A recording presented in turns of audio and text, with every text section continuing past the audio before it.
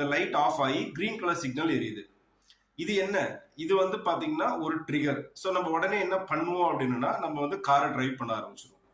So இப்போ நீங்க வந்து லிஸ்ட் எழுதுனீங்கல்ல, அதை நம்ம பார்க்கலாம். இப்போ ஃபோன் ரிங் ஆகிறது வந்து ஒரு ட்ரிகர். ஸோ உங்களோட லிஸ்ட்ல இந்த மாதிரியான ரீசன்ஸ்லாம் இருக்குது அப்படின்னா அதை வந்து டிக் பண்ணுங்க. எக்ஸாம்பிளுக்கு நீங்க ஃபோன் எடுக்காததுக்கான காரணம் ஒன்று, நீங்க வந்து பாத்தீங்கன்னா மீட்டிங்ல இருந்திருக்கலாம், இல்லைன்னா குளிச்சிட்டு இருக்கலாம், இல்லைன்னா டிரைவிங் பண்ணிட்டு இருக்கலாம், இல்லைன்னா ஏதோ ஒரு ஒர்க்ல பிஸியா இருந்திருக்கலாம். ஸோ இது எல்லாமே வந்து பாத்தீங்கன்னா ஒரு ரீசன்.